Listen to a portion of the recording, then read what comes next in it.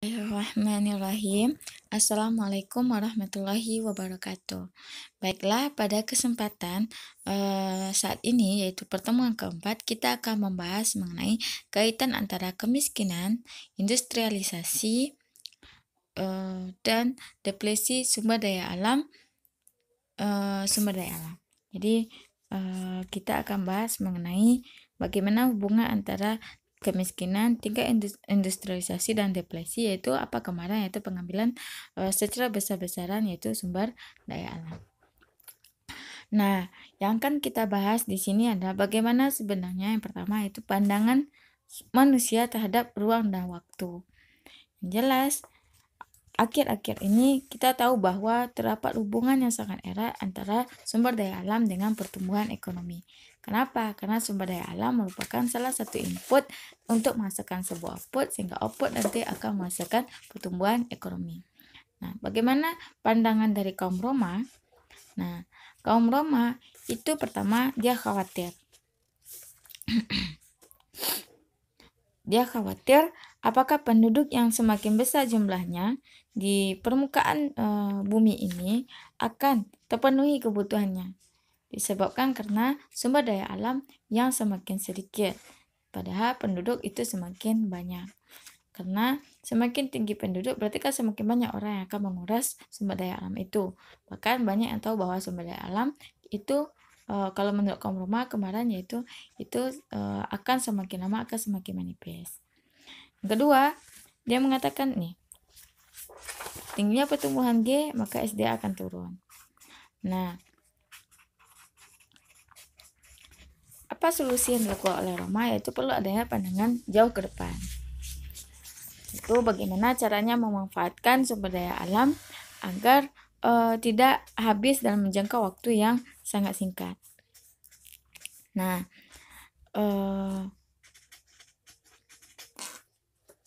bagaimana kurva dari pandangan manusia terhadap ruang dan waktu itu digambarkan oleh Supamako yang diambil dalam buku yaitu buku The Limit to Growth di American Library, yaitu terdapat hubungan di mana waktu dengan ruang.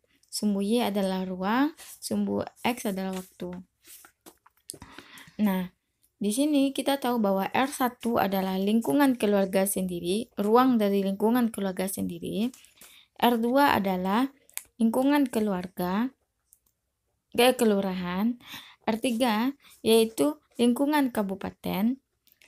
R4 yaitu lingkungan provinsi. Dan R5 adalah negara. Semakin ke atas berarti semakin besar cakupan lingkungan atau cakupan ruangnya. Nah, bagaimana pandangan manusia terhadap ruang dan waktu? Ternyata semakin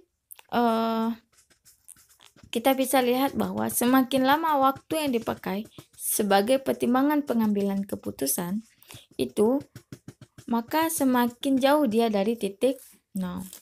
Nah, jadi kalau misalnya ruang 1, ruang R2 kan masih kecil tuh pandangannya, maka semakin singkat tuh waktunya yang akan dia ambil. Tapi semakin nanti dia jauh dari titik nol, misalnya ini 3, maka semakin luas ruang lingkup pemikiran untuk mengambil keputusan.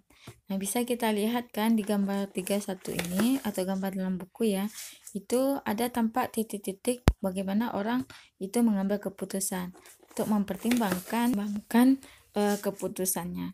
Jadi individu yaitu R1 dia atau keluarga sendiri, dia itu akan mengambil jangka waktu yang sangat singkat untuk apa yang akan dia lakukan. Sedikit sekali pemikirannya untuk bisa memikirkan di masa yang akan datang.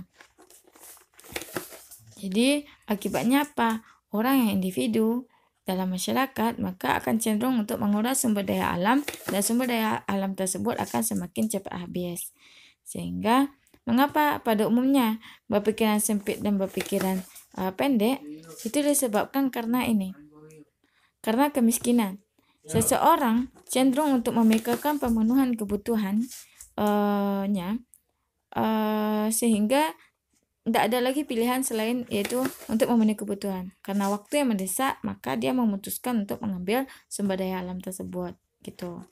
Jadi semakin tinggi tingkat pendapatan seseorang, maka semakin longgarlah ruang geraknya untuk mengambil keputusan yang banyak bagi orang di luar pribadinya.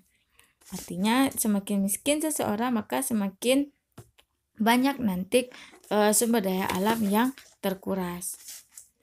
Nah, golongan karya juga seperti itu. Golongan karya akan menguras sumber daya alamnya. Karena apa? Karena dia tadi yang bersifat serakah atau ingin menguasai sumber daya alam tersebut untuk mencapai keuntungannya. Akibatnya apa?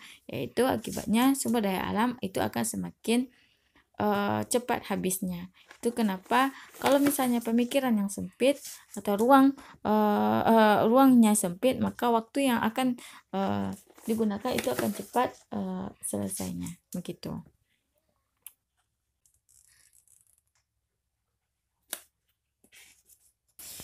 Oke, kita masuk yaitu bagaimana hubungan antara sektor industri, pertanian, dan jasa, serta sumber daya alam dan lingkungan, atau hubungan penduduk, industri, dan sumber daya alam. Nah, jadi sebenarnya itu terdiri dari apa? Itu pertama sumber daya alam yang merupakan bagian dari input sebenarnya. Jadi kita lihat dulu untuk menghasilkan sebuah target. Jadi kan sebuah negara itu kan menghasilkan barang kan tujuannya ada, targetnya apa? Itu untuk meningkatkan pertumbuhan ekonomi, untuk mensejahterakan penduduk kan begitu. Nah, sehingga dimulai dari sisi kanan ada kombinasi input, ada sektor usaha, ada output yang dihasilkan, ada target. Nah, karena kita membahas mengenai bagaimana itu SDA, maka kita mulai dari SDA terlebih dahulu. Nah, sumber daya alam ini itu dikombinasikan dengan input-input lain. Jadi kan kita udah tahu faktor produksi itu ada kapital, ada tenaga kerja atau labor, kemudian ada sumber daya alam, yang ada labor, SDA sumber daya alam, kemudian ada skill, kemudian ada kewirausahaan, dan ada teknologi. Bagaimana perusahaan atau swasta itu atau pemerintah mengalokasikan input-input ini untuk menghasilkan sebuah usaha. Jadi nanti atau output. Jadi yang mengalokasikan siapa? Yaitu bisa dari sektor industri, pertanian, ada jasa. Tapi sebenarnya masih banyak sektor lain, yaitu ada 9 sektor kan yang kita pelajari. Tapi kita ambil berdasarkan buku ada 3 saja. Ada industri, pertanian, dan jasa. Jadi input-input ini dialokasikan oleh sektor usaha, di mana industri ini akan saling berkaitan dengan pertanian. Industri mempengaruhi pertanian dan pertanian akan mempengaruhi industri. Begitu juga dengan pertanian mempengaruhi jasa dan jasa akan mempengaruhi industri. Selain itu, jasa akan mempengaruhi industri maupun industri juga akan saling mempengaruhi jasa. Jadi ada saling ketergantungan di sini. Nah, apa yang dihasilkan oleh ketiga sektor ini? Nanti sektor ini akan menghasilkan sebuah output. Jadi fungsi produksi akan menghasilkan sebuah output. Nah, output dihasilkan baik itu oleh industri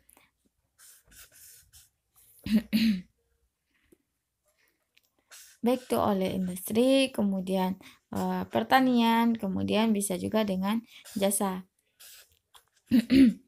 Nah, output yang dihasilkan ini tentunya bertujuan untuk apa? Untuk memenuhi kebutuhan dari penduduk. Agar apa? Agar penduduk bisa kenyang, agar penduduk bisa memenuhi kebutuhannya. Jadi ini adalah pihak si konsumsi. Nah, penduduk ini kalau misalnya sudah memanfaatkan output yang telah dibuat oleh produsen, maka tentu ini akan meningkatkan sebenarnya pertumbuhan ekonomi. Semakin tinggi konsumsi, maka semakin tinggi pertumbuhan ekonomi. Tapi output yang dihasilkan tentu akan menyebabkan semakin banyaknya pencemaran atau polusi yang terjadi. Dan penduduk pun juga sebenarnya akan menghasilkan sebuah polusi di sini. Gitu. Dan polusi tentu akan mempengaruhi si penduduk ini. Karena artinya akan mengurangi kesejahteraan dari para penduduk. Gitu.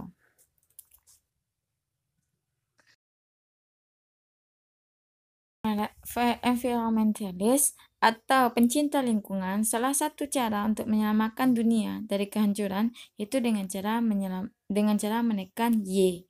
Kenapa? Karena Y itu akan bisa meningkatkan polusi. Maka caranya ya udah tekan pertumbuhan ekonomi. Itu adalah satu cara. Tapi menurut kaum growthis atau yang mendukung pertumbuhan ekonomi, karena Y itu bisa meningkatkan investasi, dan investasi bisa meningkatkan Y, kemudian polusi meningkat, tapi ada cara, yaitu dengan apa?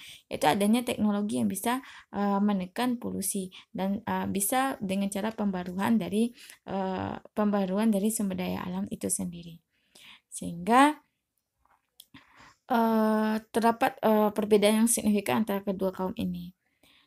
Jadi environmentalis berpegang pada ini, hubungan antara polusi dengan Y atau pertumbuhan ekonomi, yaitu hubungan positif. Semakin tinggi Y, itu akan semakin tinggi tingkat polusi. Nah, ini ya yang Ibu bahas di jurnal yang Ibu buat ya di pertemuan 15, bagaimana sebenarnya hubungan dari CO2 nanti dengan pertumbuhan ekonomi. Jadi itu hubungan positif atau enggak. Jadi saudara sebenarnya nanti kalau buat skripsi juga seperti ini juga bisa. Bagaimana hubungan sebenarnya polusi kan, CO2 itu ada tuh datanya di World Bank, saudara bisa itu. Bagaimana sebenarnya dampak dari pertumbuhan ekonomi terhadap CO2? Apakah memang berhubungan positif gitu? Terus apakah nanti SDA-nya akan berkurang gitu? Itu bisa saudara teliti sebenarnya dalam skripsi atau bagaimana? Atau di penelitian lainnya.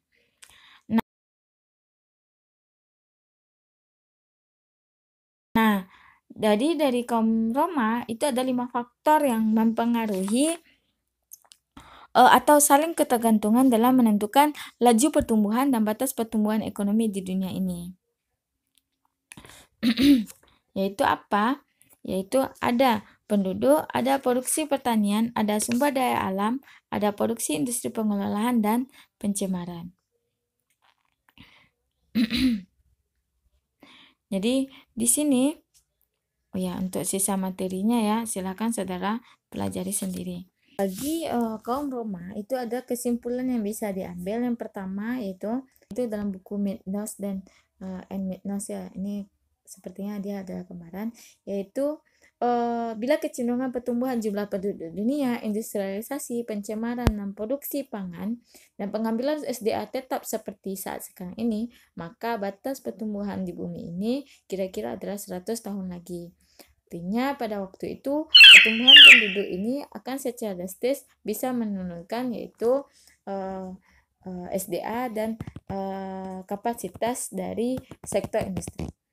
Nah, yang kedua, jika dia mengubah kecenderungan atau pertumbuhan dan menciptakan keadaan ekologi dan ekonomi yang stabil di masa datang, tentu akan adanya keseimbangan antara secara global yang bisa menyebabkan apa? Itu menyebabkan yang sumber daya alam tadi tidak cepat habis, sehingga kesempatan yang sama bagi setiap orang, setiap akan potensi-potensinya. Jadi kalau misalnya sudah mengambil keputusan untuk bisa memperhatikan ekologi atau keadaan sekitar SDA, maka tentu hal ini akan semakin baik ke depannya. Jadi tidak akan semakin cepat habisnya SDA dan pencemaran bisa diatasi. Nah, pertumbuhan penduduk yang tinggi di negara berkembang itu bisa ada ya dalam penelitian, itu disebabkan karena tingginya tingkat kelahiran tapi rendahnya tingkat kematian.